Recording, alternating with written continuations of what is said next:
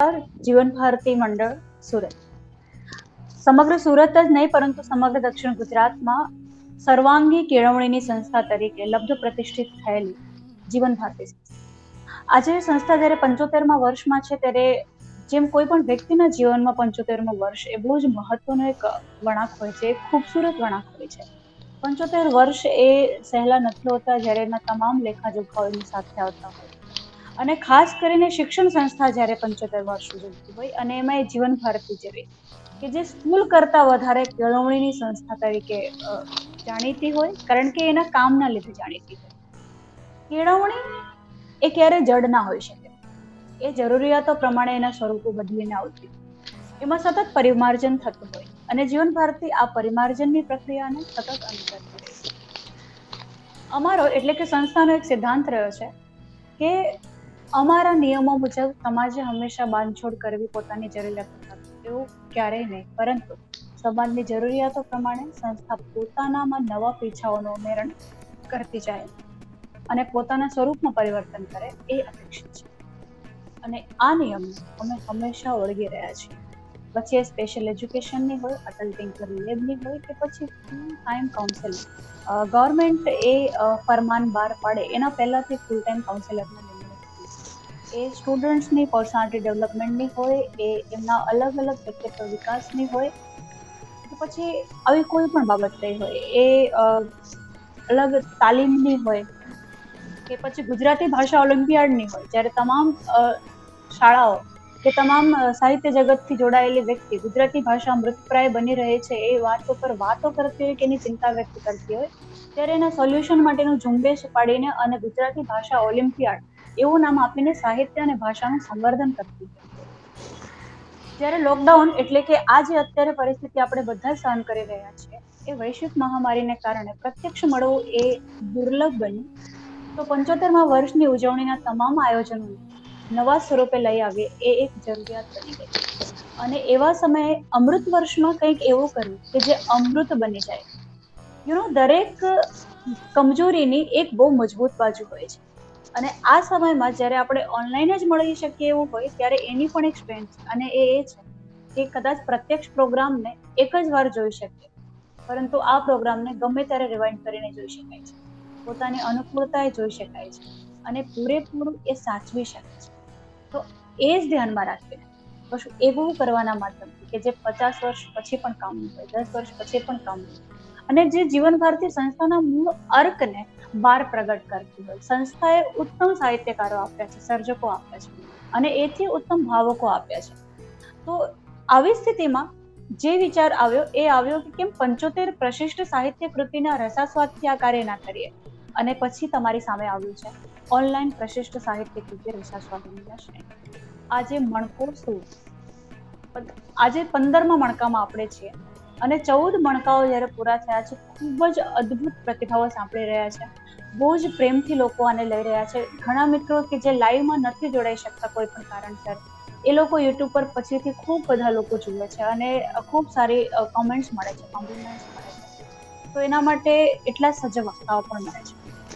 તો આજે 15મા મણકામાં જે વાત આપણી સાથે આવવાની છે, જે કૃતિ આપણા સુધી આવવાની છે અને જે વક્તા આપણા સુધી આવવાના છે, આજના વક્તા છે પ્રજ્ઞાવશી અને કૃતિ છે ક્યાં ભૂલું ક્યાં યાદ કરો અને સર્જક છે હરિવંશરાય બચ્ચન. પ્રજ્ઞાવશી આ નામ સાહિત્ય સાથે જોડાયેલા કે પછી છાપાઓ વાંચતા ને એમાં પણ કશું કોઈ યોગ્ય વ્યક્તિ વિશે વાંચવાનો રસ ધરાવતી વ્યક્તિઓ માટે જરાય નવું નામ નથી. પ્રજ્ઞાવશી એ શિક્ષણ ક્ષેત્ર માટે પણ અજાણ્યું નામ નથી કે લેખન ક્ષેત્ર માટે પણ અજાણ્યું નથી. એ ગીત કવિતાઓ માટે પણ જાણીતું છે અને વાર્તાઓ માટે પણ જાણીતું છે. એ નાટકના ક્ષેત્રમાં પણ જાણીતું છે, તો વિવેચનમાં પણ જાણીતું છે. અને સૌથી વિશેષ તો એ કે શિક્ષણ જગતમાં શિક્ષકથી લઈને આચાર્ય સુધીની ભૂમિકા માટે જાણીતા છે.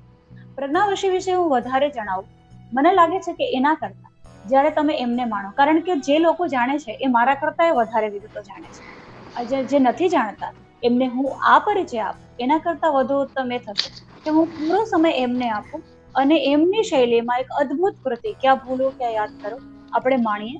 અને તમે જાતે જ નક્કી કરો, જો તમે નવા છો તો, કે પછી આ વક્તાની સદ્ધરતા કે સજ્જતાને તમે કયા માપદંડ પર મૂકશો અને આ કૃતિને પહોંચવા કૃતિ સુધી પહોંચવામાં કદાચ તમને એમની શૈલી વધારે પાનક રસ સમાન નીવડશે, એક એવું પાનક રસ કે જે એક કૃતિ સુધી જતા નહીં અટકાવી શકે. તો અત્યારે કોઈ પણ વધારે સમય ના લેતા હું સીધું એમને જ આમંત્રિત કરું છું કે આપણી સાથે વાત કરે. પરંતુ એના પહેલા મારી એક નમ્ર વિનંતી છે કે જેટલા પણ મિત્રો જોડાયા છે અને પછીથી જોડાવાના છે, અલબત્ત જો તેઓ રોજ જોડાય છે તો એમને આ નિયમો ખબર છે કે આપણે બધા જ, હું પણ પછીથી મારો માઇક અને મારો વિડીયો બંને ઓફ કરી દઈશ. તમે પણ તમારા સ્ક્રીન ઉપર ઓફ કરી દો, કારણ કે તો આપણને સ્ક્રીન ઉપર માત્ર ને માત્ર વક્તા દેખાય અને પૂરેપૂરું કોઈ પણ વ્યવધાન વિના આપણે માની શકીએ. જો તમે મોબાઈલથી જોડાયા છો તો તમારો મોબાઈલ સાયલન્ટ મોડ પર રાખી દો, જેથી કોઈ તકલીફ ના થાય. અને બસ હવે માણીએ પ્રજ્ઞાવશીની શૈલીમાં ક્યાં ભૂલ કે યાદ કરી. સર્જક હરિવંશ રાય બચ્ચન, મણકો 15, જીવન ભારતી. પ્રજ્ઞાબેન, તમને જીવન ભારતી વતી અને વ્યક્તિગત રીતે પણ સાદર સપ્રેમ આવકારું છું. તો પ્લીઝ હવે કમ્પ્લીટ તમારો સમય છે, તો તમને પ્લીઝ. નમસ્કાર મિત્રો, સર્વે મહાનુભાવોને, જીવન ભારતી મંડળ, એમના આચાર્યશ્રીઓ, ટ્રસ્ટી મિત્રો, શુભ્ર ભાવકો, શ્રોતાગણ, આપ સર્વને મારા પ્રણામ, વંદન. એક એવી વ્યક્તિ, એક એવા સાહિત્યકાર, એક એવા દિગ્ગજ, એક એવા શિસ્તબદ્ધ વ્યક્તિત્વની મારે આજે વાત કરવાની છે કે જેને મારા જેવી એક વ્યક્તિ એમના વિશે બોલે તો હું કદાચ મારું કદ ખૂબ નાનું પડે, અને છતાં મેં હિંમત કરી. કંઈક નવું આપવું છે સમાજને, કંઈક નવું લઈને જવું છે વિષય વસ્તુ. આ મારી નેમ હંમેશા રહી છે. જ્યાં કંઈક ખોટું થતું હોય, જ્યાં કંઈક આપણે દીપક પ્રગટાવી શકે એવું હોય, ત્યાં મને હંમેશા એવું થયું છે કે ચાલો દોડીને દીપક પ્રગટાવીએ, સમાજને એક એવી દિશા આપીએ કે સમાજ ઉત્કર્ષના પંથે આગળ વધી શકે. એટલે હું હંમેશા કૃતિઓ પણ એવી જ પસંદ કરું છું કે જે લોકોને કંઈક નવી દિશા આપે, કંઈક સંવેદનાઓ જાગૃત થાય. કારણ કે અત્યારનો યુગ એવો છે મિત્રો કે આપણે બધા જ રોબોટ બનતા ચાલ્યા. સંવેદનશીલતા મૃતઃપ્રાય થઈ રહી છે. તો એવા સમયે આવા વિષયોને આપણે માણવા જોઈએ. તો હું જઈ રહી છું આપ સર્વને લઈને હરિવંશ રાય બચ્ચન સુધી. આ કહેવાય છે કે સરસ્વતી શિરોમણી, સાહિત્યના શિરોમણી બેતાજ બાદશાહ એટલે હરિવંશ રાય બચ્ચન.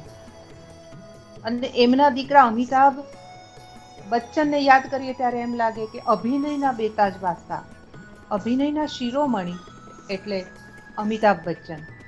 તો અમિતાભ બચ્ચનના પિતાશ્રી હરિવંશ રાય બચ્ચનની હું વાત કરી રહી છું. એમની આત્મકથા લઈને આવી છું, ક્યાં ભૂલું ક્યાં યાદ કરું. આ એમની પ્રથમ આત્મકથા છે. આ પ્રથમ આત્મકથા કેમ છે કે આ એક ખંડ પહેલો છે એમ, ક્યાં ભૂલું ક્યાં યાદ કરું. આ જ્યારે લખતા હતા ત્યારે એમણે એમની પ્રસ્તાવનામાં એવું લખ્યું છે કે મારી અંદરની સ્મૃતિઓ એટલા બધા ટકોરા મારતી હતી, એટલી ઓવરફ્લો થતી હતી કે મને એવું થયું કે આ સ્મૃતિઓનું જ્યાં સુધી હું શાબ્દિક અંકન નહીં કરું ત્યાં સુધી મારાથી નહીં રહેવાશે. અને તે ઘડીએ મેં આત્મકથા લખવાનું શરૂ કર્યું. ક્યાં ભૂલું ક્યાં યાદ કરું લખાઈ રહી ત્યારે એમને થયું કે હજી ખૂટે છે કંઈક, હજુ મારે ઘણું કહેવાનું છે મારી જિંદગી વિશે. તો એમણે લખ્યું હતું કે જો મારી તબિયત સારી રહેશે તો હું એકાદ ખંડ બીજો લખીશ. પણ થયું એવું કે લખતા લખતા બીજો, ત્રીજો અને ચોથો એમ 4 ખંડ એમની આત્મકથાના લખાયા. તો આ 4 ખંડ સુધીમાં આપણે પહેલો જ ખંડ લેવાના છે, ક્યાં ભૂલું ક્યાં યાદ કરું. થોડોક એનો હું ચિતાર આપીશ પાછલા ખંડોનો, પણ મુખ્ય ખંડ આપણો આ છે, ક્યાં ભૂલું ક્યાં યાદ કરું. હરિવંશ રાય બચ્ચન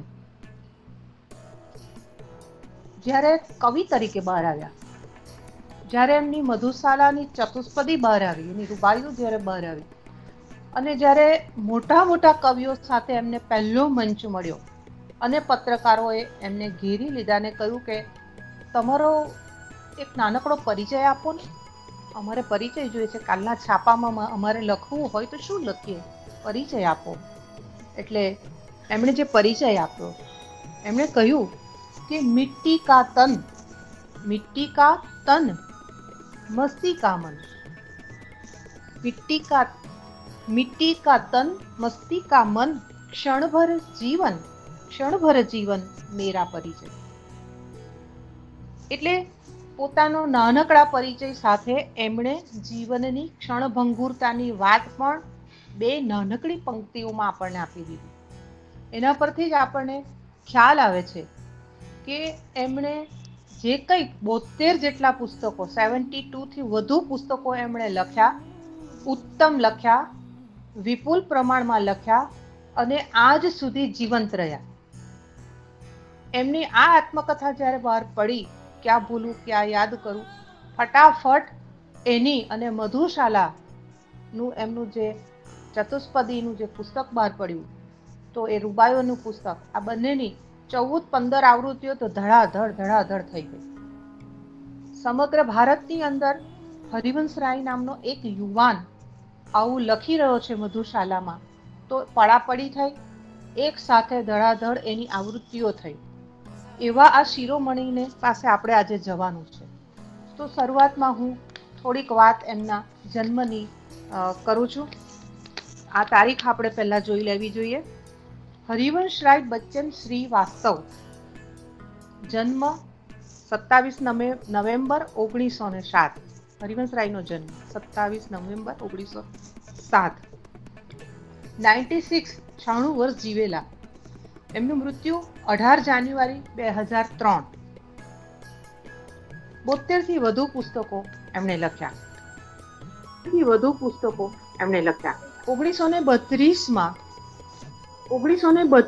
તેરા હાર કાવ્ય સંગ્રહ પ્રગટ થયો. 1935 મધુશાલા જેવી રૂબાઈઓનું એક પુસ્તક બહાર આવ્યું. આત્મકથાના 4 ખંડો, ક્યાં ભૂલું ક્યાં યાદ કરું પહેલો, નીડ કા નિર્માણ ફિર બીજો, બસેરે સે દૂર ત્રીજો અને 10 વાર સે સોપાન તક આ ચોથો સંગ્રહ એમનો બહાર પડ્યો. 24 પુસ્તકો એમના કવિતાના, 29 પુસ્તકો ગદ્ય સાહિત્યના, કુલ 4 આત્મકથાના ખંડ, એ 1000 થી ઉપર વધારે પેજ જેના છે. 1983 એમણે બચ્ચન રચનાવલી લખી, જેના 9 ખંડો બહાર પડ્યા. આમ વિપુલ તેમજ ઉત્તમ એવું સાહિત્ય આપણને હરિવંશરાય બચ્ચને આપ્યું. આ 4 ખંડ લખતા એમને 15 વર્ષ થયા આત્મકથાના.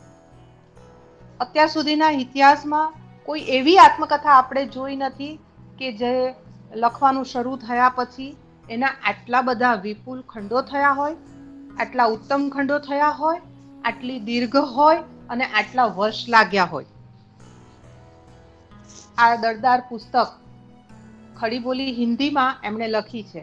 આમ તો ઇંગ્લિશની અંદર એમણે કેમ્બ્રિજ યુનિવર્સિટીમાં આપણે જાણીએ છીએ કે ભણેલા, અને અંગ્રેજી ને ફિલોસોફી સાથે એમને ખૂબ લગાવ હતો, અને છતાં એણે પોતાની જ રાષ્ટ્રભાષા અને માતૃભાષા એમની તો કહી શકાય અલ્હાબાદના હતા, તો એમણે હિન્દી સાથે પનારો પાડેલો, અને એટલો સરસ પનારો હિન્દી સાથે કે તમે એમના તમામ પુસ્તકો વાંચો તો તમને એમ લાગે કે હિન્દી ભાષાનું જે સૌષ્ઠવ છે એ કેટલું સરસ છે.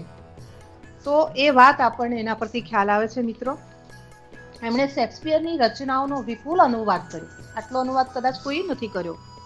અને ખય્યામની રૂબાઈઓનો અનુવાદ પણ એમની પાસેથી આપણને મળ્યો. એમની જે ઘટનાઓ પાસે હું લઈ જઈશ અવનવી, એ પહેલા મારે તમને એમને મળેલા એવોર્ડ પણ કહી દેવા છે. 1966 સાહિત્ય અકાદમી એવોર્ડ, સરસ્વતી સન્માન એમને મળ્યું, પદ્મભૂષણ એવોર્ડ મળ્યો, લોટસ એવોર્ડ મળ્યો, સોવિયત નહેરુ એવોર્ડ એમને મળ્યો, જ્ઞાનપીઠ એવોર્ડ એમને મળ્યો, અને બીજા અનેક અગણિત એવોર્ડ અને માન સન્માન એમણે મેળવ્યા હતા. બીજી જે થોડી વાતો કરવી છે, એમનો જે ગ્રાફ છે, એ ગ્રાફમાં જોઈએ તો એમની જે કામગીરી છે, તો કે ઓક્સફર્ડ સુધી એ ભણેલા, MA PhD કરેલું એમણે. અલ્હાબાદ વિશ્વવિદ્યાલયની અંદર એમણે 30 રૂપિયાની નોકરી કરેલી. ત્યાર પછી ચાંદ પ્રેસમાં નોકરી કરી, ચાંદ પ્રેસના તંત્રીએ એમના લેખ લઈ લીધા બધા, તને કશું નથી આવડતું એમ કહીને એમને બહાર કાઢ્યા નોકરીમાંથી, પગાર પણ નહીં આપ્યો કેટલા બધા મહિના, અને એમણે લખેલા જે લેખ હતા તે પણ પાછા નહીં આપ્યા, અને એ પ્રેસના તંત્રીએ પોતાના નામે એ લેખો છપાવ્યા. ત્યારે એમને જે આઘાત લાગ્યો એનું વર્ણન એમણે કરેલું છે, પણ હું આમાં નહીં જઈશ કારણ કે આ ખૂબ લાંબી આત્મકથા છે. તો એ આત્મકથામાં એવો લખે છે કે ચાંદ પ્રેસ એ મને ઘણું શીખવ્યું. ત્યાર પછી એમના પિતાજી પ્રતાપ નારાયણ કે જેઓ પાયોનિયર, અંગ્રેજોએ સ્થાપેલી પાયોનિયર પ્રેસની અંદર પ્રતાપ નારાયણ રિટાયર થયા પછી એમણે કહ્યું કે તું મારી જગ્યાએ ગોઠવાઈ જા, તને સારો પગાર મળશે. પણ એમણે તો વિદ્યાભવનમાં નોકરી કરવી હતી, કોલેજમાં નોકરી કરવી હતી અધ્યાપક તરીકેની, એટલે ન જોડાયા. પણ પછી પરિસ્થિતિ એવી થઈ કે ગરીબીએ એમને અજગર ભરડો લીધો અને એમણે પિતાજીની જગ્યાએ પાયોનિયર પ્રેસમાં જોડાવવું પડ્યું, જ્યાં પેલી જગ્યાએ 30 રૂપિયા મળતા હતા અધ્યાપક તરીકે, અને આ પ્રેસમાં એમને 100 રૂપિયા મળે, ખાવાનું મળે અને આવવા જવાનું ભથ્થું મળતું હતું, એટલે એમાં જોડાયા. ઓલ ઇન્ડિયા રેડિયોમાં પણ એમણે કાર્ય કર્યું, વિદેશ મંત્રાલયમાં પણ એમણે કામ કર્યું. ત્યાર પછી રાજ્યસભાના સદસ્ય બનેલા, રાજ્યસભા સમિતિની અંદર અધ્યક્ષ પદે પણ એઓ રહેલા. આપણા જે ગૃહ મંત્રાલયો છે જુદા જુદા, એનું નામાકરણ વિધિ પણ એમણે કરેલી. તો એમણે વિપુલ કાર્ય કર્યું.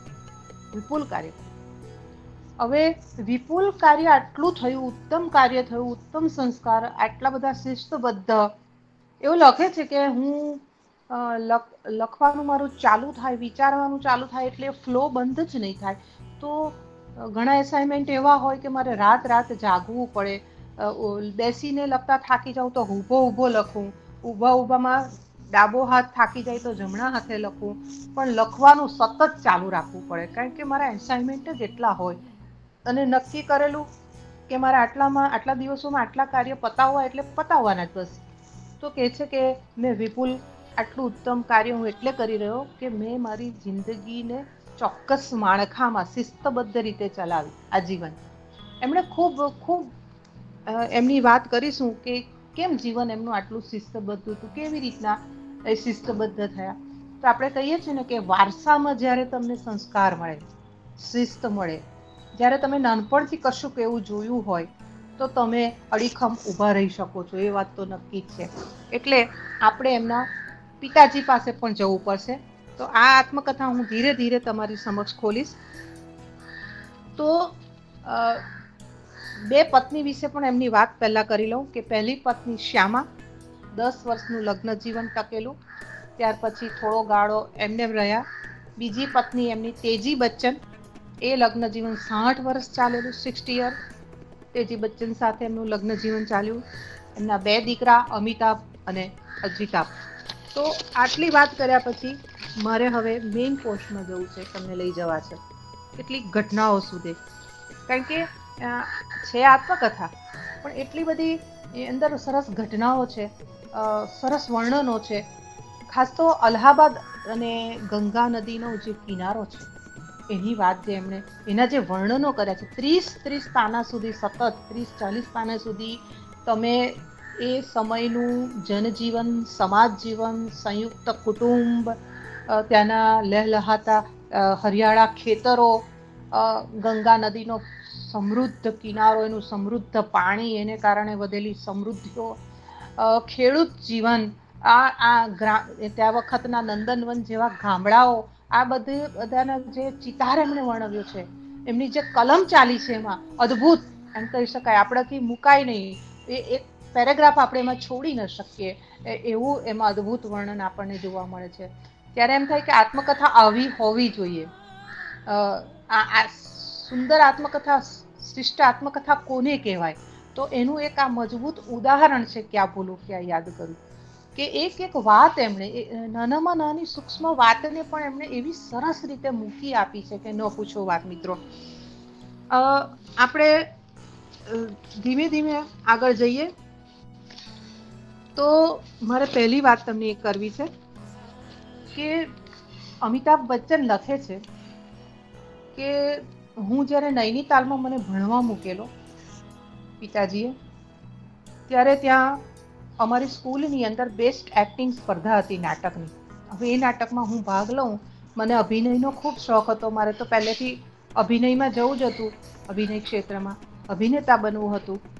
એટલે નાનકડા અમિતાભે તો ખૂબ તૈયારી કરી, પુષ્કળ તૈયારી કરી, પણ થયું એવું કે છેલ્લી ઘડીએ અમિતાભ બચ્ચનને ખૂબ તાવ આવ્યો, ખૂબ તાવ અને ખૂબ માંદા થઈ ગયા. બીજે કે ત્રીજે દિવસે તો નાટકનું પરફોર્મન્સ કરવાનું, નિર્ણાયકો આવવાના આખા એમાંથી, દેશમાંથી. તો એમણે તો એ કરાવ્યો ટ્રંકોલ હરિવંશરાય બચ્ચનને કે હું તો માંદો થઈ ગયો ને મારે તો આ પડકારરૂપ એક સ્પર્ધા છે અભિનયની, હું શું કરું એમ. તો બહુ સરસ એક એ લખે છે કે મારા પિતાજીએ કે એક જ 2 જ પંક્તિ મોકલાવી કે ઘર મન કા હો તો અચ્છા. હરિવંશરાય બચ્ચને અમિતાભ બચ્ચનને 2 નાનકડી પંક્તિ મોકલી ફક્ત કે ઘર મન કા હો તો અચ્છા, ઘર મન કા ન હો, ઘર મન કા ન હો તો ઓર અચ્છા, તો ઓર અચ્છા. જુઓ કેટલી મોટી વાત, એક 2 નાનકડી પંક્તિમાં એમણે કેટલી વિશાળ વાત હરિવંશરાય બચ્ચને પોતાના દીકરાને શીખવી દીધી.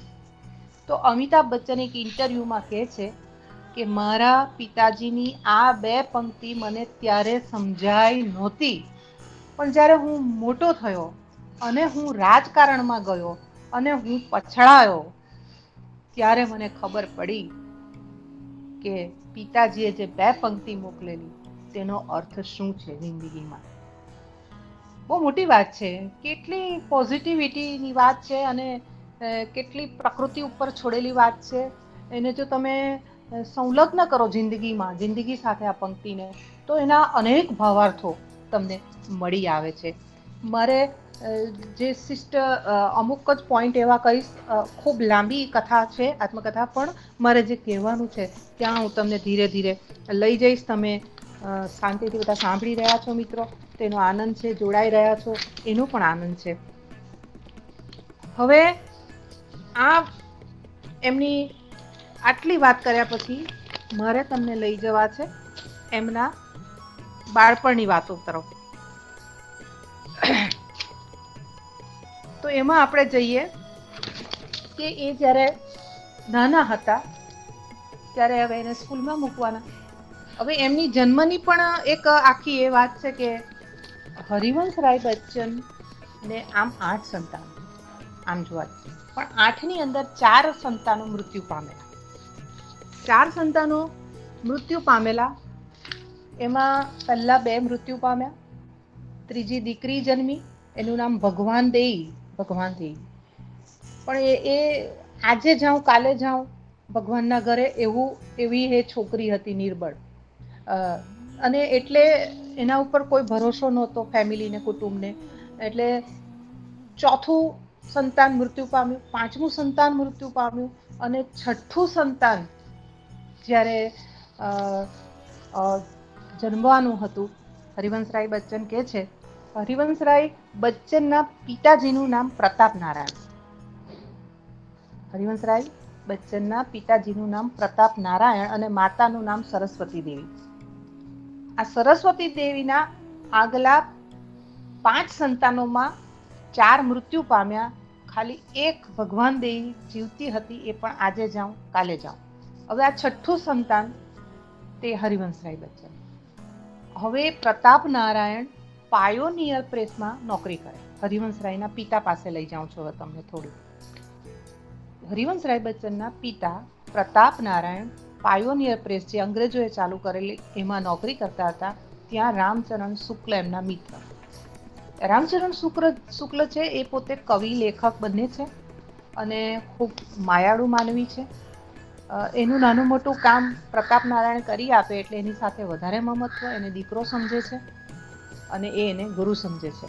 એટલે કીધું કે જો તારા આટલા સંતાનમાં તો તું થાક ખાઈ ગયો, 4 મૃત્યુ પામ્યા, ભગવાન દેવીનું તો કહેવાય એમ છે નહીં, તો હવે તારું 6થો ગર્ભ રહ્યો છે સરસ્વતીને, તો તું એક કામ કર, મારી સલાહ માન અને તું હરિવંશ પુરાણ વાંચવાનું ચાલુ કરાવડાવ. કોઈ બ્રાહ્મણને બોલાવ અને રોજ તમારે પતિ પત્નીએ હરિવંશ પુરાણ સાંભળવાનું.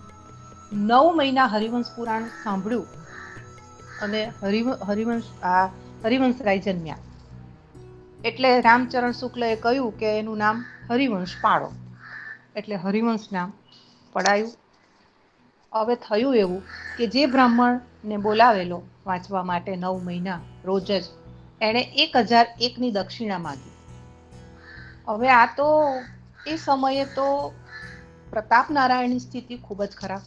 એક તો સંયુક્ત કુટુંબ, વિધવા બધી બહેનો, ફોઈઓ બધી ઘરમાં, એ બધાનું પાલન પોષણ કરવાનું, સરસ્વતીની આટલી સુવાવડ પોતાની પત્નીની, એના ખર્ચાઓ કાઢવાના, એટલે બધું લાવે ક્યાંથી?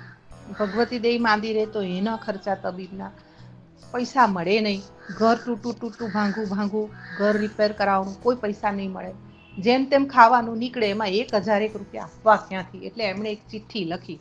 એ ચિઠ્ઠીમાં લખ્યું 1001 આપવાના મારે. આ આપ્યા એમ કરીને ચિઠ્ઠી બ્રાહ્મણને આપી. બ્રાહ્મણે વાંચી, ખિસ્સામાં મૂકી દીધી, સમજી ગયા. અને પછી દર મહિને 10 રૂપિયા, દર મહિને 10 રૂપિયા એ પેલા એને આપી આવે. પગાર આવે એટલે પેલા બ્રાહ્મણને આપી આવે. લગભગ 9-10 વર્ષ સુધી એમણે પેલા હરિવંશરાયના જન્મ વખતનું જે દેવું હતું તે એમણે ફેડ્યું 9-10 વર્ષે. આ એમની જન્મ વખતની, હરિવંશરાયના જન્મ વખતની કથા છે. ત્યાર પછી હરિવંશરાય પછી શાલિગ્રામ નામનો એક દીકરો જન્મ્યો અને શૈલજા નામની એક દીકરી જન્મી. તો 2 દીકરી અને 2 દીકરા થયા. હરિવંશરાય, શાલિગ્રામ, પેલી ભગવાન દેવી જે આજ જાઉં કાલ જાઉં વાળી, અને આ શૈલજા, સૌથી નાની શૈલજા. 2 બહેનો અને 2 ભાઈઓ હરિવંશરાયના. પિતા પ્રતાપ નારાયણ, માતા સરસ્વતી. હવે આ કુટુંબની અંદર પ્રતાપ નારાયણે તો ઘણા દુઃખો હતા. એણે તો ઘણા બધા સામાજિક પેલા જે કહેવાય, એટલે જ જોવાની વાત એ છે કે પ્રતાપ નારાયણે પણ સંયુક્ત કુટુંબ એટલું સરસ રીતે ચલાવેલું, એને કારણે એ જોયેલું હરિવંશરાયે કે પિતાજી કઈ રીતે સંયુક્ત કુટુંબને ચલાવે છે, સહન કરીને, મા પણ કેવી રીતના ચલાવે છે. એટલે સંયુક્ત કુટુંબની વિભાવના ઉપર એમણે ઘણું લખ્યું છે. તમે જુઓ કે પહેલા એ લખે છે કે સંયુક્ત કુટુંબના કેટલા ફાયદા હતા, કેટલી વિધવાઓ, અપંગો, વિધુરો બધા કેવા જીવી જતા હતા. આજે આ વિભક્ત કુટુંબની અંદર લોકો આત્મહત્યા કરે છે. એનું કારણ આ છે, કારણ કે માણસને માણસની જરૂર છે. આજે એક સમય તમને ખાવાનું નહીં મળે તો ચાલી જાય, પણ સામે 2-4 માણસ તમારું સુખ દુઃખ વેચવા માટે તો જોઈએ ને. આ બહુ સરસ વાત એમણે સૂક્ષ્મ રીતે મૂકી આપી છે. હવે એ ધીરે ધીરે સ્કૂલમાં જવાનો સમય થયો ત્યારે એક બ્રાહ્મણ બોલાવ્યો અને એક એમણે મદ્રેસામાંથી એ બોલાવ્યા, મૌલવીને બોલાવ્યા કે મારો દીકરો સ્કૂલમાં જવાનો, ખૂબ હોંશથી. અને પછી 2 સ્લેટ લઈ આવ્યા પ્રતાપ નારાયણ. દીકરાને 2 એક હાથે એક સ્લેટ ને એક હાથે બીજા સ્લેટ, અને એ સ્લેટમાં મૌલવીને બ્રાહ્મણો પેલા શ્લોક બોલે છે, બ્રાહ્મણ આ બાજુ મૌલવી કંઈક બોલે છે પોતાના એનું.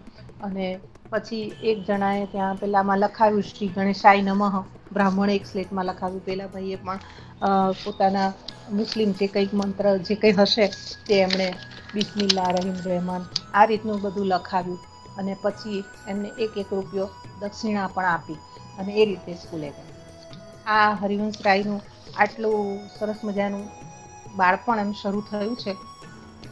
હવે આપણે જે જોવાનું છે તે પ્રતાપ નારાયણની થોડી વાતો અહીંયા જોવી પડશે, કારણ કે મેં તમને કહ્યું કે હરિવંશરાયમાં આ સંસ્કાર આવ્યા ક્યાંથી? તો એના માટે આપણે પ્રતાપ નારાયણ પાસે, એના પિતા પાસે જવું પડે, મા સરસ્વતી પાસે જવું પડે.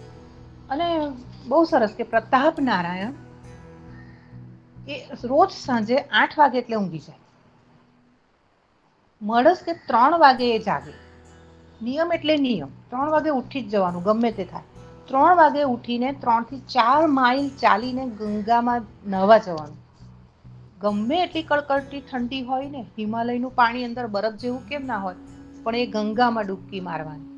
ગંગાજળનો ઘડો ભરવાનો, 3-4 માઇલ ચાલીને આવવાનું અને ઘરની અંદર પાછી પૂજા શરૂ કરવાની. આ પ્રતાપ નારાયણનો નિયમ. હવે એ જ્યારે પૂજા કરે તો એને બધું જ કંઠસ્થ, વેદ, ઋચા, રામાયણ, માનસ પાઠ, બધું મહાભારત, બધા કાંડ બધું જ મોટેથી ઋચાઓ બોલે. તો હરિવંશરાય લખે છે કે હું રડતો પણ હોઉં ને તો મારી માં જો મારા પિતાજી જે ઓરડીમાં બોલતા હતા શ્લોક ને બધું, ત્યાં જો મને સુવડાવી દે તો મારું રડવાનું બંધ થઈ જાય. હું એ ઋચાઓ સાંભળીને મોટો થયો, હું એ માનસ પાઠ સાંભળીને મોટો થયો. એટલે આજે પણ મને કોઈ બી ક્યાંયથી કશું પણ પૂછે પુરાણો ધર્મનું, તો મને બધું જ આવડે. અને આ ધાર્મિકતા, આ ધર્મ જ્ઞાન, આ વેદ ઋચાઓનું જ્ઞાન મને જ્યારે મેં લખવાનું શરૂ કર્યું ત્યારે મને ખૂબ જ કામ આવ્યું. તો જે કાને પડેલું છે, જે આંખે જોયેલું છે, એ કશે જતું નથી. જિંદગીના કોઈ પણ સોપાન પર એ તમને કામ આવી શકે. બહુ મોટી વાત છે આ. તો એ રીતે એનું બાળપણ પસાર થયેલું. પ્રતાપ નારાયણને કુસ્તી દાવ આવડે, લાઠી દાવ આવડે, તલવાર દાવ પણ આવડે, અખાડે પણ જાય, તરણ સ્પર્ધા એટલે તરતા પણ એમને આવડે, કસરત દાવ તો એક આવડે.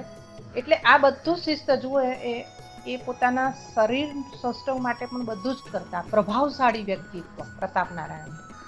અને સવારે બધી ક્રિયાકાંડ 8:30 એટલે પતી જાય, ભગવાન પૂજા 8:15. અને ત્યારે જો રસોઈ ન થઈ હોય તો સરસ્વતી દેવીને કશું કહેવાનું નહીં, પોતાની પત્નીને નહીં ખાવાનું હોય તો ખાધા વગર ફરી પાછું એટલા જ માઇલ ચાલીને પાયોનિયર પ્રેસ જવાનું. ખૂબ દૂર પાયોનિયર પ્રેસમાં એ પાછા ચાલતા જાય. અને નાસ્તાનો ડબ્બો પણ ન હોય તો એ કંઈ ચિંતા નહીં. અને લખે છે કે મારી માં જે દિવસે મારા પિતા ખાધા વગર ચાલ્યા જાય, કશું બન્યું ન હોય ને ખાધા વગર ગયા હોય, તો મારી માં પણ તે દિવસે ઉપવાસ કરે. અને બધી વિધવા ફોઈઓ મારી માને પુષ્કળ ખીજવાય કે તારે લીધે અમારો ભાઈ, અમારો ભત્રીજો ખાધા વગરનો ગયો. સરસ્વતી આખો દિવસ ખાવાની જગ્યાએ ગાળું ખાય. તો આ એક સરસ ઘટનાઓ બધી છે, નાની નાની છે જિંદગીની, પણ એમણે વણી લીધી છે એની અંદર. આ બધું જોયા પછી એમને થતું કે સ્ત્રી સન્માનની જે ભાવના છે તે પણ હોવી જ જોઈએ. એટલે ભવિષ્યમાં મારે એનો ખ્યાલ રાખવાનો છે. હરિવંશરાય એક પછી એક જે કથાઓ કહેતા જાય છે એ ખાસ જોવા જેવી છે. ત્યાર પછી મારે તમને લઈ જવા છે બીજી એક ઘટનામાં. એ ઘટના કંઈક આવી છે. એ જમાનાની અંદર પણ લોકવાયકાઓ, લોક તથ્ય, લોકો સાથેનો આદાન પ્રદાન, કુટુંબ વ્યવસ્થા, આ બધાનું વર્ણન પણ એમણે લાંબા પટ ઉપર કરેલું છે. તો આપણને એ સમયગાળો જ્યારે જોવાનો મળે ત્યારે આપણે આપણા સમયગાળાને એ સમયગાળાને સરખાવી પણ શકીએ.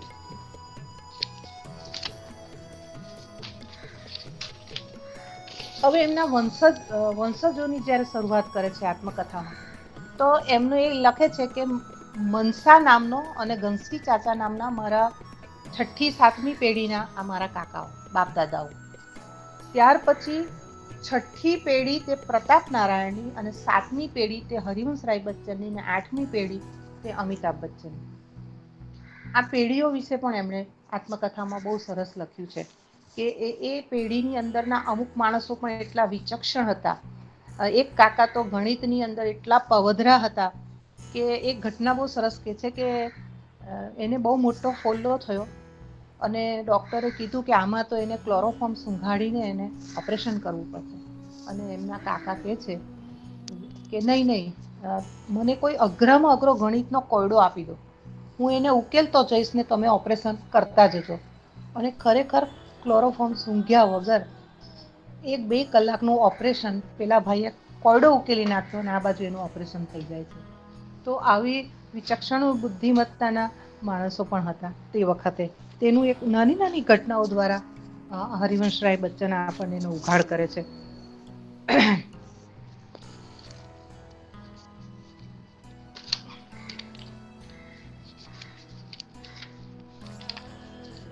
ત્યાર પછી મારે તમને લઈ જવા છે બીજી એક ઘટનામાં કે નાના હતા હરિવંશરાય બચ્ચન. તો તે વખતનું જે એક કલંક છે એ કલંક પાસે તમને લઈ જવા છે. કયું કલંક? તો કે છૂવાછૂતનું કલંક. નાનકડા હરિવંશરાય મંદિરે જાય છે મંદિરે ગોસાઈ હોય છે બ્રાહ્મણો, તેની લાઈનમાં એમને ખબર નથી ને ઊભા રહી જાય છે અને ગોસાઈએ એમને ધક્કો મારે કે તને અક્કલ નથી, તું અછૂત છે, નીકળ, તું જા, પેલી બીજી લાઈન છે અછૂતોની એમાં ઊભો રહે. બ્રાહ્મણોની લાઈનમાં તે કઈ ઊભા રહેવાય? એ બિચારો પ્રસાદ લેવા માટે ઊભો રહ્યો હતો હરિવંશરાય નાનકડો, અને એને ધક્કો પડ્યો. એના બાળ માનસ પર બહુ ખોટી અસર પડી અને એ રડતો રડતો પ્રસાદ લીધા વગર મા પાસે પહોંચી ગયા, સરસ્વતી દેવી પાસે. મામા, મેં આજે પ્રસાદ નહીં લીધો, મને ધક્કો માર્યો બ્રાહ્મણે, અને હવે પછી હું ક્યારેય મંદિર નહીં જાઉં. ત્યારે માએ કહ્યું કે નહીં, આમાં તો ભગવાન કોપાયમાન થઈ જશે, તું જલ્દી જા અને પ્રસાદ લઈ આવ, જા. એ પાછા મંદિરે દોડતા ગયા અને બહાર પતરાળીઓ પડેલી હતી, એમાંથી 2 દાણા લીધા, પતરાળીમાંથી ફેંકાયેલી ઉકરડામાંથી, એ લઈને માથા પર પ્રસાદ મૂક્યો અને ભગવાનને પગે લાગ્યા અને કહ્યું કે હવે પછી હું ભારત માતાના મંદિરે જઈશ, હવે પછી હું ભારત માતાના મંદિરે જઈશ, પણ આવા મંદિરોમાં હું નહીં જઈશ. આ હરિવંશરાય, નાનકડા હરિવંશરાયે નક્કી કરેલું, અને ખરેખર એ જીવનભર ભારત માતાના મંદિરમાં જતા હતા એમ એમણે લખ્યું છે. તો આ એક ઘટના એમણે છૂવાછૂતની લખી. બીજી એક મારે તમને 3 છૂવાછૂતની ઘટના, અસ્પૃશ્યતાની જે વાત કરવાની છે, 3 ઘટના દ્વારા કહીશ. ઘટનાઓ ઘણી છે પણ હું સિલેક્ટેડ ઘટનાઓ તમને કહીશ. બીજી એક ઘટના એવી છે કે આગલા સંતાનો 4 મૃત્યુ પામેલા, એટલે સરસ્વતી દેવી ખૂબ ગભરાયેલી હતી. દોરા ધાગા, દરગાહ, મંદિર, મસ્જિદ, ઝાડ ઝાપટ, ફૂંક મારવી, ઢીકણું ફલાણું બધું કરી ચૂકી હતી બિચારી સરસ્વતી, તો કે હવે મારું છોકરું જીવશે કે નહીં. તો હરિવંશરાય બચ્ચનના વખતે એમણે કોઈ જગ્યાએ માથું ન ટેક્યું એવું નહીં. આખરે હરિવંશરાયના જન્મ પછી ઘણાએ કીધું કે જો આ છોકરાને તું વેચી દેજે, તારી પાસે નહીં રાખતી, તારું દૂધ નહીં પીવડાવતી, તું વેચી દે. તે બી કોઈ ચમારણને, કોઈ કહાર ચમારણ એવીની છૂવાછૂત વાળા પેલું અસ્પૃશ્ય જે છે એવા કોઈ જાતિમાં તું વેચી દે. એટલે જન્મ પછી તરત જ ગભરાયેલી સરસ્વતીએ એક ચમારણને, વિધવા ચમારણને વેચી દીધો, બાળ હરિવંશને વેચી દીધો. કેટલા રૂપિયામાં? 5 રૂપિયામાં. 5 રૂપિયામાં વેચી દીધો. હવે પેલી જે વિધવા છે ચમારણ, એનો છોકરો મૃત્યુ પામ્યો હતો 1 વર્ષ પહેલા, પણ જેવું બાળ હરિવંશ એના ખોળામાં આવ્યો એટલે એનું સુકાયેલું દૂધ ફરી ઉત્પન્ન થયું અને એણે 12 દિવસ હરિવંશરાયને પોતાનું દૂધ પાયું. જે ચમારણને કોઈ અળગતું નહીં, અસ્પૃશ્યને જાતિમાં એ તો આવે ચમાર, તો એને તો કોઈ અડકે પણ નહીં, ને છતાં પણ એનું 12 દિવસ દૂધ પીધું. ત્યાર પછી બધી વિધિઓ કરી, એની પાસે એને પાછો લીધો, એને ઘરમાં લાવ્યા. જ્યારે એ 1 વર્ષનો થયો હરિવંશરાય બચ્ચન 1 વર્ષના થયા, ત્યારે એની પહેલી વર્ષગાંઠ ધૂમધામથી ઉજવવા માટે એને બરાબર તૈયાર કર્યો અને એને ઘરમાંથી આમ બહાર, આખી વિધિ છે લોકોની તે સમયની, અને બહાર ઉંબરની બહાર બધી ટોકરીઓ મૂકવામાં આવી, ફ્રૂટ્સ, પછી બધી મીઠાઈઓ, અનાજ પાણીની ટોકરીઓ મૂકવામાં આવે અને બધા ઊભા રહે બહાર આંગણામાં. તો એ દૂર એક પેલી ચમારણ, જેણે એને 12 દિવસ દૂધ પાયેલું, જેને એ ચમ્મા કહેતો હતો, હરિવંશરાય એને ચમ્મા કહેતા હતા, તો એ ચમારણ અમ્મા, એ અમ્મા પણ ત્યાં આવીને ઊભી રહેલી. એક બાજુ નોકર ચાકર, એક બાજુ બ્રાહ્મણો, એક બાજુ પેલી ચમ્મા આવીને ઊભી રહેલી. હવે ચમ્મા દૂરથી બૂમ પાડે, જેવો એ ઉંબર પાસે આવે છે, હરિવંશરાય ઉંબર પાસે આવ્યા નાનકડા 1 વર્ષના, એટલે એણે કીધું, ઓ બેટા, જરા જોર સે લાત મારના, જરા જોર સે લાત મારના. હવે એને ત્યારે ખબર નહીં પડે, નાનકડો છોકરો, કે કેમ લાત જોરથી મારવાની કહે છે ચમારણ અમ્મા, પણ એણે તો બધી ટોકરીઓને લાત મારી. હવે એ વખતે એવું હતું કે ટોકરીઓમાંથી જે વેરાય અનાજ, તો જે ધૂળમાં પડે અનાજ, તે પેલી ચમારણનું થાય. જે ધૂળમાં પડી જાય તે બધું પેલી ચમારણને આપવાનું. ટોકરીમાં જે બચી જાય તે ઘરના નોકર ચાકર કે બીજા હોય તેને આજુબાજુવાળાને આપી શકાય.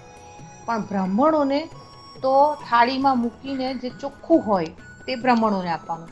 એમ 3 પ્રકારનું એમાંથી વિભાજન થાય. તો હરિવંશરાય લખે છે કે મેં જેનું દૂધ પીધું, એને તમે અસ્પૃશ્ય કહો છો, ને છતાં મેં તો એનું દૂધ પીધેલું. એના ખોળો ખૂંદેલો. તો એનું એ કેવી રીતના કરું હું પ્રાયશ્ચિત? આ પ્રાયશ્ચિત તો મારે કરવું. મને હું મોટો થતો ગયો તેમ તેમ મને ખબર પડતી ગઈ કે આ ખોટું છે, આ બધું આ નહીં ચાલે. પછી મેં બંધ કરાવ્યું એ લાત મારવાનું ટોકરીનું ને પછી મારી તુલા થવા માંડી. તો મેં તુલા પણ બંધ કરાવી કે નહીં આમ નહીં જોઈએ, મને આવું નહીં કરવું. આપવું હોય તો કોઈને સરસ આપો, એમ આવું ધૂળમાં પડેલું એવું નહીં. બહિષ્કાર એને ચાલુ કર્યો. એને પ્રશ્નો કર્યા ઘરમાં પણ કે આવું શું, આ છૂત ને આ અછૂત ને આ સ્પૃશ્ય ને સ્પૃશ્ય, આ શું ચાલી રહ્યું છે આ બધે? આ છોકરો નાનપણથી આટલું બધું પૂછતો સવાલો. અને એ કહે છે કે જ્યારે હું મોટો થયો, કંઈક બની ગયો, લેખક બન્યો, મને નોકરી મળી, 2 પાંદડે થયો, ત્યારે મેં પહેલું મારા પૂર્વજોના પાપોનું પ્રાયશ્ચિત કરવાનું કામ કર્યું.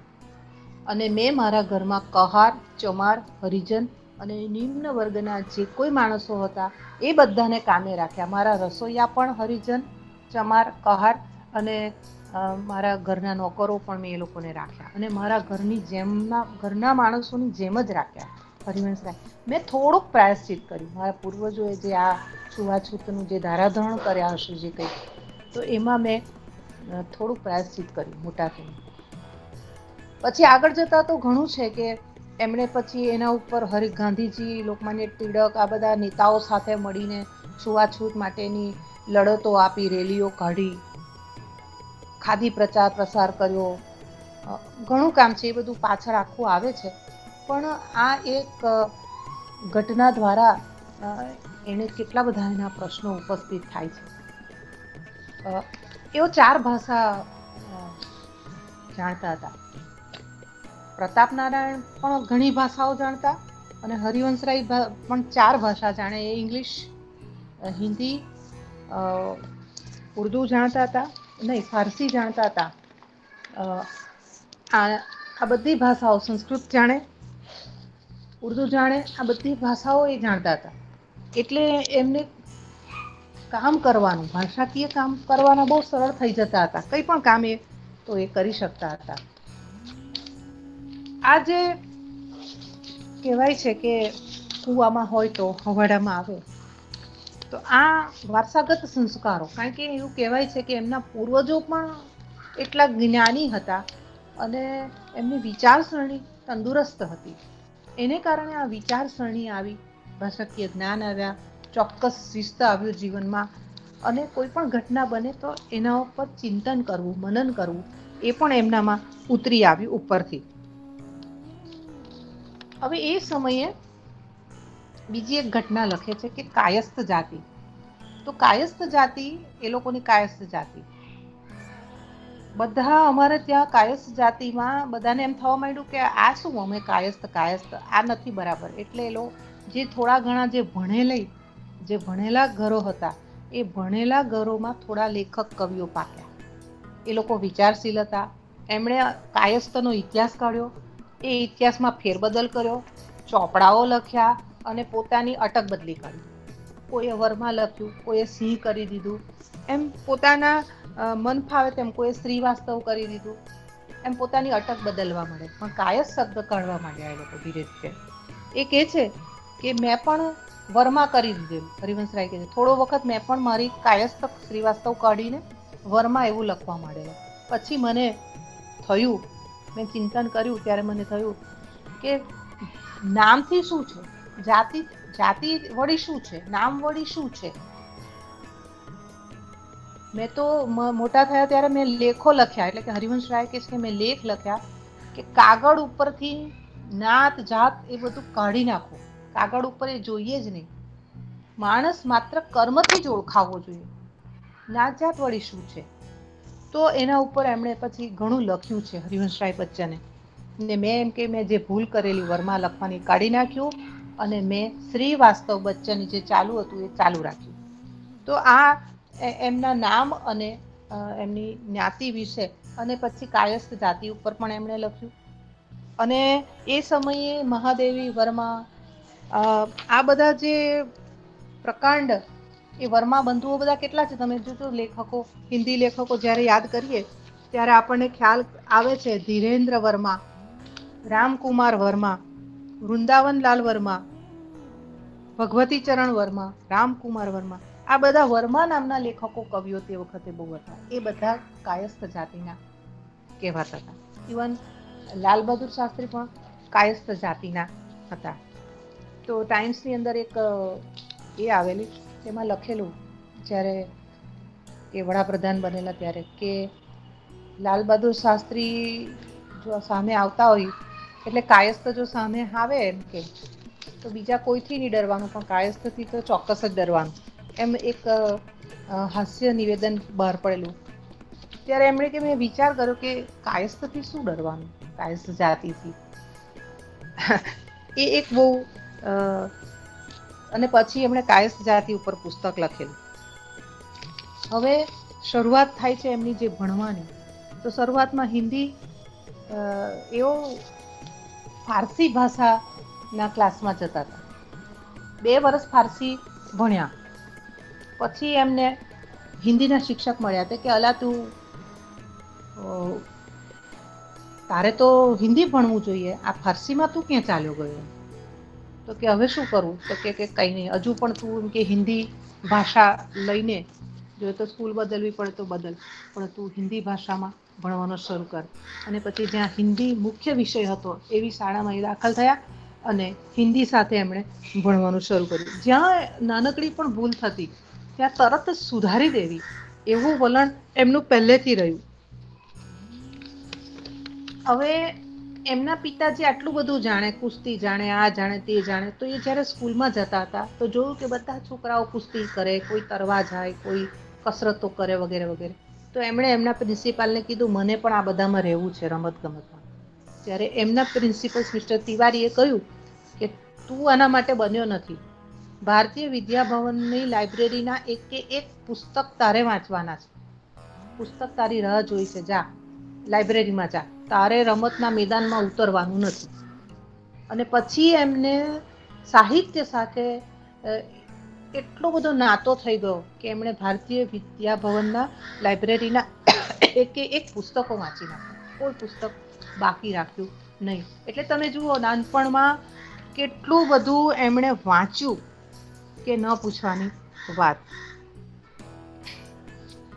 આ એમની નાનપણની જે વાતો છે તે ઘણી બધી છે, પણ આપણે એમાંથી એ કહે છે કે મને મારી જાતિ, કાયસ્થ જાતિ માટે ક્યારેય નાનમ લાગતું નથી, કે હું કંઈ શરમાતો નહોતો કે તમારી કાયસ્થ જાતિ છે એમ. તો એ પણ એક બહુ મોટી વાત છે મિત્રો.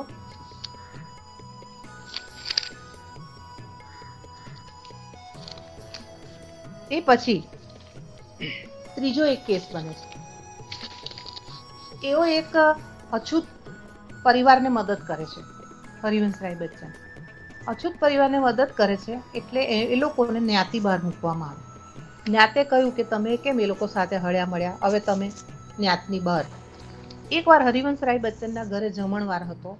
ન્યાતને તેડેલી, પણ આખી ન્યાત જમવા આવી નહીં અને બધું જ વધ્યું, બધું ફેંકી દેવું પડ્યું, એવી પરિસ્થિતિ આવી. પણ છતાં એ હિંમત નહીં હાર્યા. એમણે નક્કી કર્યું કે હું આને માટે લડત આપીશ અને ગાંધીજી સાથે અને બીજા નેતાઓ સાથે મારે ભલે કામ કરવું પડે, પણ હું એ કામ કરીશ. હવે એની જે જિંદગીનો એક વળાંક આવે છે, એ વળાંક કંઈક આવો છે. એ 9મા ધોરણમાં હોય છે હરિવંશરાય બચ્ચન. અને ત્યારે એક એનો રાધાફોઈનો એક છોકરો છે, કરકલ એનું નામ, એ રહેવા આવે છે બાજુમાં. રાધાફોઈ બી રહેવા આવે છે ને કરકલ. આ કરકલ સાથે, કરકલ છોકરો તે સમયે તો નાની ઉંમરમાં વિવાહ થઈ જતા, તો કરકલના વિવાહ કરવાના હતા. તો માળિયા પર ચડીને કરકલે કોકશાસ્ત્ર નામનું પુસ્તક લઈ આવે છે. હવે આની દોસ્તી થઈ ગઈ બંનેની, હરિવંશરાય અને કરકલની. અને એ લોકો આખો દિવસ મોડી રાત સુધી એ પુસ્તક જ વાંચ્યા કરે. અને આવા બીજા ફાલતુ પુસ્તકો વાંચવાના રવાડે ચડી ગયા. અને બંનેને એવું લાગ્યું કે બંને એટલી મૈત્રી થઈ ગઈ બંને વચ્ચે કે આપણે બે જ હવે, આપણા ત્રીજું આપણા પરિમાં આવવું નહીં જોઈએ કોઈ વર્તુળમાં. આપણે બે એટલે આપણે બે સાચા દોસ્ત, જે ગણું તે આપણે બે. ભણવા વાંચવાનું બધામાંથી મન ઉઠી ગયું. 9મા ધોરણમાં એણે વાંચવાનું બંધ કરી દીધું. હવે અચાનક જે કરકલ સાથે એને પ્રેમ હતો, ગાઢ મૈત્રી હતી, તેના વિવાહ થઈ ગયા. ચંપા નામની એક છોકરી સાથે, ચંપા સાથે વિવાહ થઈ ગયા. એટલે બધા એમ કીધું હવે તમે છૂટા પડો, એમ કે હવે ચંપા સાથે એના વિવાહ થઈ ગયા વગેરે વગેરે, તું ભણવા જા, તું વાંચ. પણ નહીં, એણે કીધું કે જો તારા ભલે વિવાહ થઈ જાય પણ તું તારી પત્નીને કહી દેજે કે આપણે બે ખાસ મિત્ર છે. તો કરકલે કીધું કે હા, હું છે ને પહેલી રાતે 2 હાર લઈને જઈશ, એક તારા તરફથી હાર પહેરાવીશ ને એક મારા તરફથી હાર પહેરાવીશ, ને કહી દઈશ કે હવે આપણે 2 નહીં પણ આપણે હવે 3. આમ 3 જણની મૈત્રી શરૂ થઈ. પેલી લગ્ન કરીને આવી તો સૌથી વધુ વાતો મેળી પર જઈને હરિવંશરાય કર્યા કરે. પેલો બહાર ગયો હોય ને એકલો ભરાઈને વાત કરે, હરિવંશરાય ખૂબ વાતો કરે, એવું ચાલ્યું. અને થયું એવું કે બધાને લાગ્યું કે આ છોકરો હરિવંશરાય પણ હાથમાંથી ગયો, હવે પાસ નહીં થાય, એ 10મા ધોરણમાં નહીં પાસ થાય. એવામાં અચાનક કરકલને ખૂબ પલળીને વરસાદમાં આવે છે અને એને ન્યુમોનિયા જેવું કંઈક થઈ ગયું, શરદી, તાવ, ઉધરસ, મટ્યો નહીં. અને 4-5 દિવસની અંદર જ એ છેલ્લા શ્વાસ એના ચાલ્યા. અને એણે છેલ્લે હાથમાં હાથ લઈને કીધું કે મારી ચંપાને તું સાચવજે હરિવંશ. અને એ મૃત્યુ પામે છે. કોઈનો છોકરો પેલો કરકલ મૃત્યુ પામે છે. અને હવે એના ગયા પછી વિધવા ચંપા, તો ચંપા રડીને એમ કે છે કે હું ગર્ભવતી છું, હું કરકલના દીકરાની માં બનવાની છું, હું ગર્ભવતી છું, એમ કરીને રડવા માંડી માથું અફાડીને. તો એની સાસુ એટલે કે રાધા કહે છે કે કાશ કે આની પાછળ તું પણ ગઈ હોત, એમ કે બીજા. એટલે એ જમાનામાં જે મેન્ટાલિટી હતી કે પતિ મૃત્યુ પામે તો પત્નીએ પણ એની પાછળ માથું અફાડીને બી મૃત્યુ પામવું જોઈએ, કાશ તું પણ એ રસ્તે ગઈ હોત એમ. હવે પાછી ગર્ભવતી એટલે પાછો પ્રોબ્લેમ. તેમાં આ ભાઈ તો એની સાથેની દોસ્તી તોડવા પર નથી. ધીરે ધીરે રાધાએ યુક્તિ શોધી કાઢી. એણે પેલીને 4-5 મહિનાનો ગર્ભ રહ્યો એટલે હવે તો કંઈક કરવું જ જોઈએ. એટલે એણે ગામમાં કહી દીધું કે હું બદ્રીનારાયણની જાત્રાએ જાઉં છું અને રાધાને બી સાથે લઈ જાઉં છું, કદાચ આવું પાછી, કદાચ ન પણ આવું. હવે એ સમયમાં કેવો રિવાજ હતો કે લોકો જાય જાત્રાએ તો લોકોએ મદદ કરવાની, એટલે જોડી ફેલાવેલી હોય અને એના જોડીમાં તમારે ગુપ્ત દાન મૂકવાનું. તો ફળિયાના બધા ઊભા રહી ગયા, એક પછી એક બધા પાસે રાધા ફોઈને ચંપા જઈ રહ્યા હતા. તો પેલા હરિવંશરાય બચ્ચન પાસે આવે છે ચંપા જોડી લઈને. તો પોતે તીક્ષ્ણ પેલી ધાર મારીને હાથમાંથી લોહી કાઢીને એના રૂમાલ ઉપર ચંપા એમ લખીને એની જોડીમાં નાખી દે છે.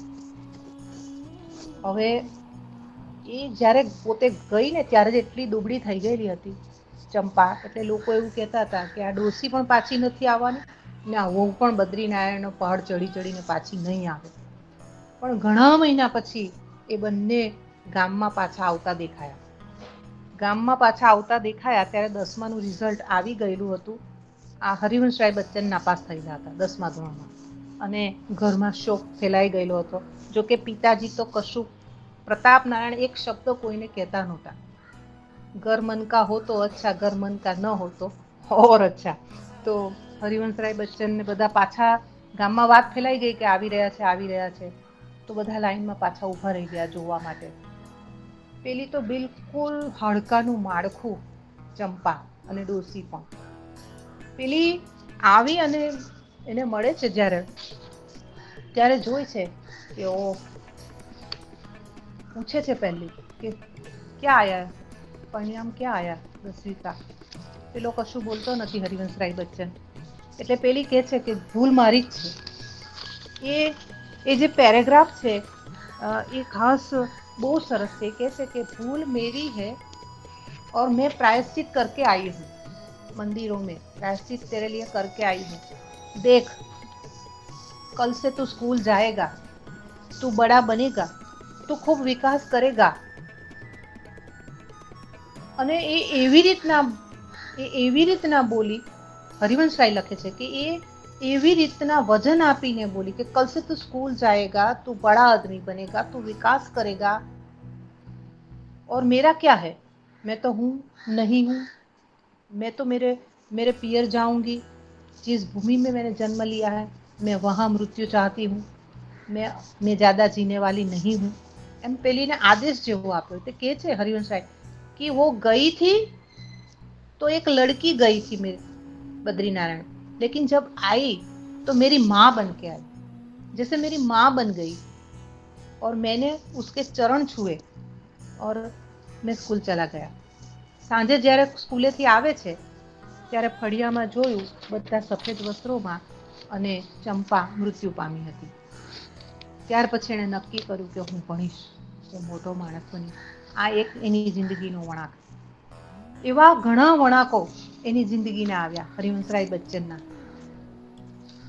પિતાની નોકરી ચાલી જાય એટલે કે હવે રિટાયર થવાના હતા. શાલિગ્રામને ભણવાનું હતું, બેનને શૈલજાને પરણાવવાની હતી, ભગવાન દેયની દવાઓ ચાલે. હવે પિતાની નોકરી ચાલી ગઈ તો શું કરવાનું? આને નોકરીએ લાગવું જ પડે. એટલે એણે BA કરતા કરતા ટ્યુશન ચાલુ કર્યા.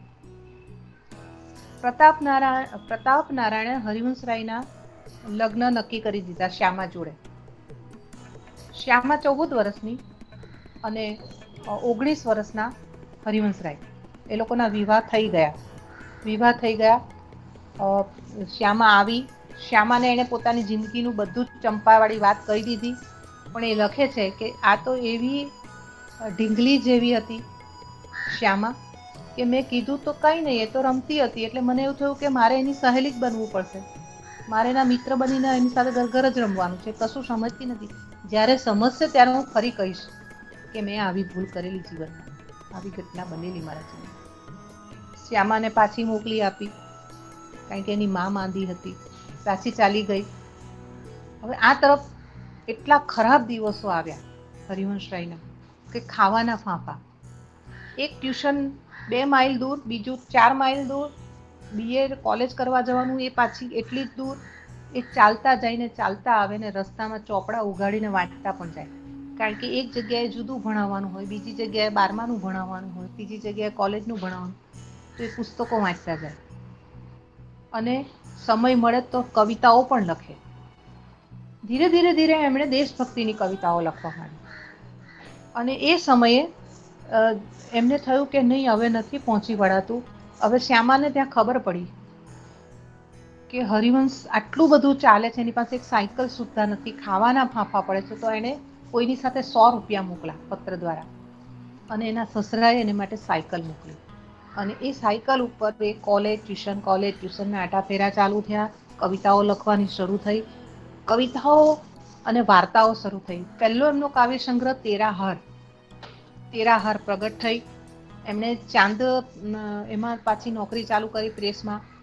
તો ચાંદ પ્રેસવાળાએ બધા એના લેખ લઈ લીધા અને કીધું કે તને તો કશું લખતા જ નથી આવતું, તું જા. 5-6 મહિનાનો પગાર પણ નહીં આપ્યો. ધક્કા ખાઈને મરી ગયા. અરે એણે મધુશાલાની રૂબાઈઓનો અનુવાદ કરી આપ્યો તો તે પણ ગયો બધો, તે પણ નહીં છાપ્યો એણે. આખરે વકીલ રોકવો પડ્યો. વકીલ રોકીને એની પાસેથી મધુશાલાની રૂબાઈઓ લઈ લીધી અને એમણે છપાવી. અને જેવી મધુશાલા બહાર પડી કે ન પૂછવાની વાત. સમાજમાં આ કોણ છે, આ કોણ યુવા છોકરો છે કે આટલી સરસ રૂબાઈઓ. અને પછી એમને કવિ સંમેલનોમાં સ્થાન મળવા માંડ્યું. દૂર પિયરમાં રહેતી શ્યામાને મળવા જાય, ત્યાં એની કવિતાઓ સંભળાવે.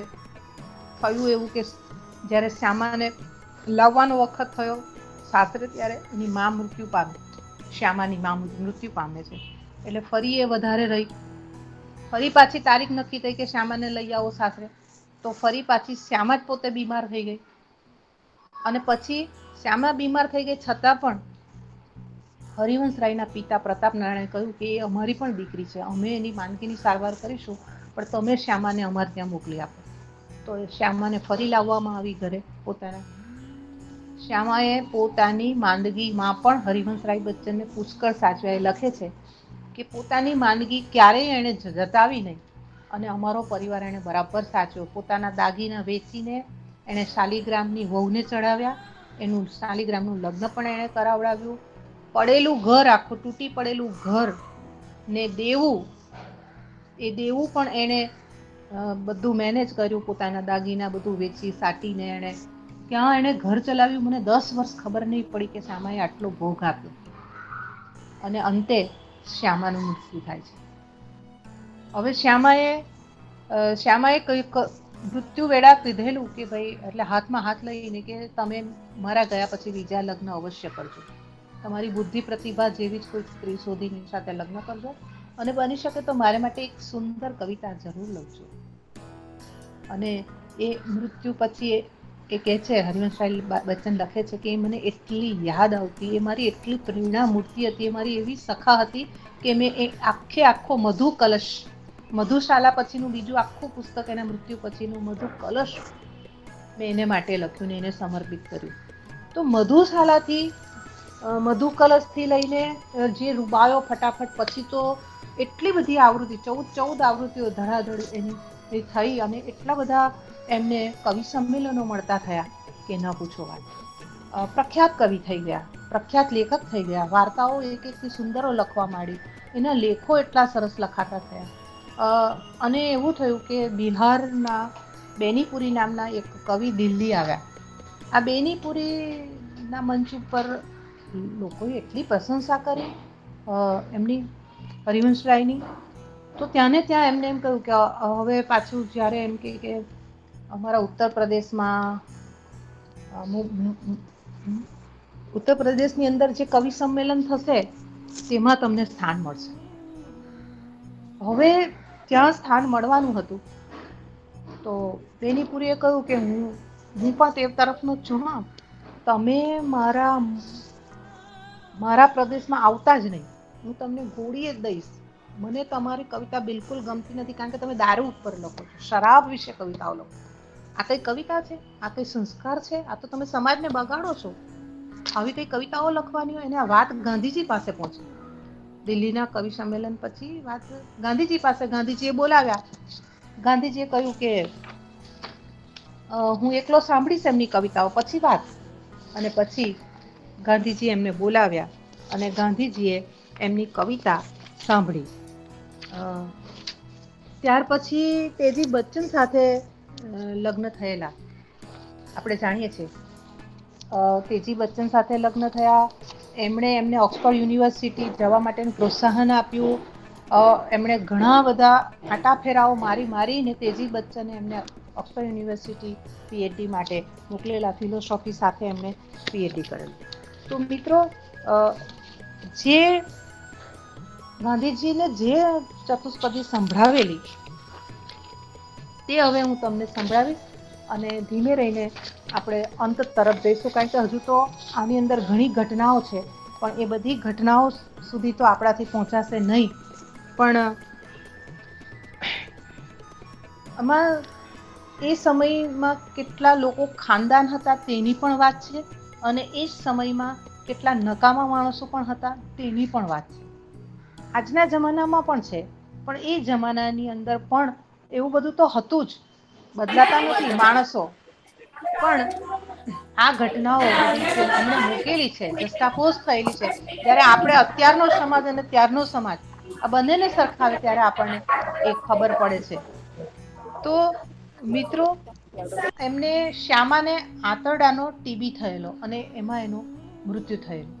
અને જ્યારે એ માંદા હતા ત્યારે એકવાર આપણા લેખક હરિવંશરાય બચ્ચન પણ ખૂબ બીમાર પડી ગયેલા, અને કોઈ પણ ડોક્ટર લેવા કેસ તૈયાર નહીં. એક બહુ જ મોટા ડોક્ટર પાસે બધાએ જવાનું કીધું, પણ પૈસા નહીં મળે. એટલે એમણે કીધું કે મારી પાસે પૈસા નથી. તો કે જાઓ, પૈસા વિના તો કોઈ અહીંયા કોઈ દવા થાય એમ છે નહીં, તમે જાઓ, એમ કે કોઈ બીજે જાઓ. અને પછી નેચરોપથ દ્વારા હરિવંશરાય બચ્ચન સારા થયેલા. એ ઘટના પણ એમણે એમાં લખી છે. પણ હવે આપણે ગાંધીજીનો મેળાપ, હવે ગાંધીજીના મેળાપ જે થયો એ સમયગાળાની અંદર બધા આંદોલન ચાલુ થઈ ગયા હતા. બધા આંદોલન એટલે જલિયાવાલા બાગથી લઈને ખાદી પ્રચાર, પછી કૃષ્ણ સૂર્યો, પછી આપણા જે કોઈક દેશભક્તોને જે ભૂગર્ભમાં સમાયેલા હતા કે ગુપ્તવાસ કરવાના આવતા હતા, તો એ બધી ઘટનાઓનું વર્ણન આમાં છેલ્લે છે. ગાંધીજીને મળ્યા, ગાંધીજીને જે બે રૂપાઈ સંભળાવી એમણે મધુશાલાની, અને ગાંધીજી ખૂબ પ્રસન્ન થયા કે આમાં ક્યાં શરાબની વાત છે. મિસ્ટર બેનીપુરી, તમે શું કહો છો? આમાં કંઈ શરાબની વાત જ નથી. તમે કવિતાને સમજ્યા જ નથી. કવિતા સમજો. હરિવંશની કવિતાને તમારા સમજવા માટે પણ તો જોઈએ ને. તો એ કઈ હતી એ બે ચતુષ્પદી તો સંભળાવું છું તમને, અને આ સાંભળ્યા પછી આપણે આપણી વાત પૂરી કરીશું. ગાંધીજીને સંભળાવેલી રૂબાઈ 1. મदिरा लई जाने को, मदिरा लई जाने को घर से चलता है पीने वाला. मदिरा लई जाने को घर से चलता है पीने वाला. किस पथ से जाऊं, किस पथ से जाऊं, असमंजस में है, असमंजस में है यह भोला भाला. अलग अलग पथ बतलाते, अलग अलग पथ बतलाते सब, पर मैं यह बतलाता हूँ, पर मैं यह बतलाता हूँ. राह पकड़ तू एक, राह पकड़ तू एक चला चल, पा जाएगा मधुशाला, पा जाएगा मधुशाला. आ पहली અને બીજી કે मुसलमान और हिंदू है दो, मुसलमान और हिंदू है दो, एक मगर उनका प्याला, एक मगर उनका प्याला. एक मगर उनका मदिरा लई, एक मगर उनकी हाला, एक मगर उनका मदिरा लई, एक मगर उनकी हाला. दोनों रहते एक न जब तक, दोनों रहते एक न जब तक मंदिर मस्जिद में जाते, मंदिर मस्जिद में जाते. बैर बढ़ाते मंदिर मस्जिद, बैर बढ़ाते मंदिर मस्जिद, मेल कराती मधुशाला, मेल कराती मधुशाला. તો મધુશાલા બે જ્ઞાતિના કે ચાર જાતિના કે જેટલી જ્ઞાતિના લોકો છે એનો મેલ કરાવે છે. તો દુનિયાની અંદર જે સત્વ આપણને બધાને એક કરાવે, આપણે બધાને એક બનાવીને રાખે, આપણને સત્વશીલ કંઈક જ્યાંથી મળે એવી જગ્યા, ભલે એ મંદિર ન હોય કે મસ્જિદ ન હોય કે કોઈ પણ એવી જગ્યા કે જ્યાં તમને સત્વ મળે, જ્યાંથી તમને કોઈક આશાનો દીપક મળે, જ્યાંથી તમને કોઈક નવી દિશા મળે, એ બધી જ જગ્યા મદિરાલય છે, એ બધી જ જગ્યા મંદિર છે, અને એ બધી જ જગ્યા મસ્જિદ છે. તો આવા સરસ જેની અંદર જિંદગીના તમામ સત્વગુણ, રજોગુણ, તમામ વર્ણનો, પ્રકૃતિ, નદીઓ, નક્ષત્રો, સમાજ જીવન, કુટુંબ જીવન, વાત્સલ્ય એટલે શું, પ્રેમ એટલે શું, સંયુક્ત કુટુંબ એટલે શું, પ્રેમભાવ એટલે શું, એ બધી વાત વણીને જેમની આત્મકથા લખાઈ છે. તો આપણે એમ ચોક્કસ કહી શકીએ કે આ બધા જ ઇનામો, એવોર્ડ, સમાન સન્માન એમને મળ્યા તે એમને મળ્યા નથી.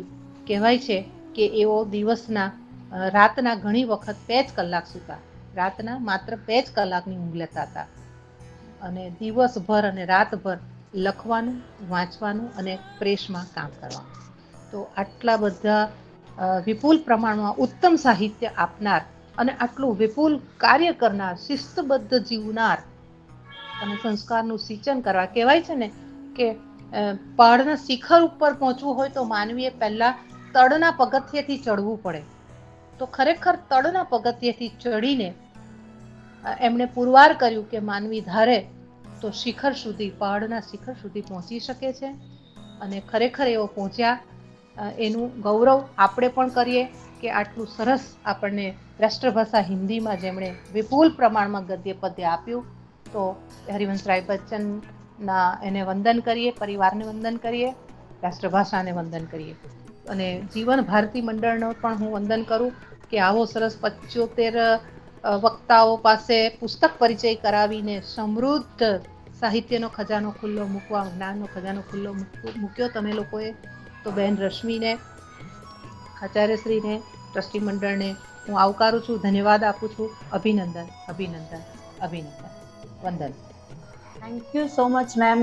हरिवंश राय बच्चन અને पाठक गण है पीने वाले, पुस्तक मेरी मधुशाला, कभी न कण भर खाली होगा, लाख पिए 2 लाख पिए, પાઠક ગણ હે પીને વાલે, પુસ્તક મેરી મધુશાલા. અને એ જે એવી ભાવનાઓ જે મધુશાલાની અને આ રૂબાઈઓની, મતલબ તમે આખી વાત કરીને હજી તો આની ઘણી વાતો થઈ શકે છે. તમે જાણો છો જે એમણે 4 ભાગો આપણને આપ્યા છે, અને અદ્ભુત સેશન રહ્યું. આમાં આ એક એવો નશો છે, જેમ બચ્ચન સાહેબ કે એમ જ કે મેરે શબ કે પીછે ચલને વાલો, યાદ इसे रखना कि એ ગંગાજલની જગ્યાએ જ્યારે પોતે મદિરા પોતાના મોઢામાં મૂકવાનું કે અરે મેરે પીછે वो जाए जिनके पद मद डगमग होते हो, मेरे सबके पीछे वो जाए जिनके पद मद डगमग होते हो, गंगा जल है ये ना कहना और पिलाना मधुशाला. एंड ધેટ કાઇન્ડ ઓફ જે આખો વર્ઝન છે કે બેર बढ़ाती મંદિર મસ્જિદ, મેલ કરાતી મધુશાલા, ચિર વિધવા હે મસ્જિદ તેરી સદા સુહાગિન મધુશાલા. એક આખી અદ્ભુત કૃતિ અને અદ્ભુત આત્મકથા, અદ્ભુત વ્યક્તિત્વ અને એટલી જ અદ્ભુત રીતે તમે એનો પરિચય આપ્યો. તો આજનો મણકો તમારાથી સમૃદ્ધ થયો છે. તો ખાસ તો અમારા એક જ કોલ પર અમારી સાથે જોડાવા માટે, જેમ અમારા તમામ સદનસીબે જીવન ભારતીની જે અને એ જીવન ભારતીની ક્રેડિટ છે આટલા વર્ષોની, અને જે અત્યારે પણ જેમ પૂર્વજોના કર્મો, એમના પવિત્ર કર્મો એ સંતાનોને મળતા હોય છે, એ રીતે આ 75 વર્ષનું જે ભાથું છે એના પરિણામ એ છે કે આજે કોઈ પણ આદરણીય વક્તાઓને, એ મનસુખ સલ્લા હોય, જયનારાયણ વ્યાસ હોય, કે પછી દર્શન જરીવાલા હોય, યુવાનોમાં જોઈએ તો પ્રતિક ગાંધી હોય, કોઈ પણ બધા જ લોકો સમય કાઢીને અને આમાં જોડાય છે અને આ શ્રેણીને વધુ ને વધુ સમૃદ્ધ કરે છે. તો વક્તાઓથી આ શ્રેણી સમૃદ્ધ થતી રહે છે. તો આજે તમારો ખૂબ ખૂબ આભાર. અને આવતીકાલની જાહેરાત કરો છો. આવતીકાલે એક બહુ જ અદ્ભુત કૃતિ છે અરવિંદ શ્રોન લિખિત લસ્ટ ફોર લાઈફ, જેનો સુંદર અનુવાદ થયો છે વિનોદ મેઘાણી દ્વારા. અને એવી જ અનોખી શૈલીમાં રજૂઆત તમને કાલે જોવા મળશે, કારણ કે વક્તા છે કપિલદેવ શુક્લ. તો આવતીકાલે 16મો મણકો. અને આજે પ્રજ્ઞાબેન ફરીથી તમારો ખૂબ ખૂબ આભાર વ્યક્ત કરું છું, જીવન ભારતી મંડળ વતી, સાહિત્ય સમિતિ વતી અને રશ્મિ તરફથી પણ. તો થેન્ક્સ અ લોટ, તમે અમારી સાથે જોડાયા અને બહુ સારી રીતે આ વાત કરી. ફરીથી કાલે મળીશું, ને ત્યાં સુધી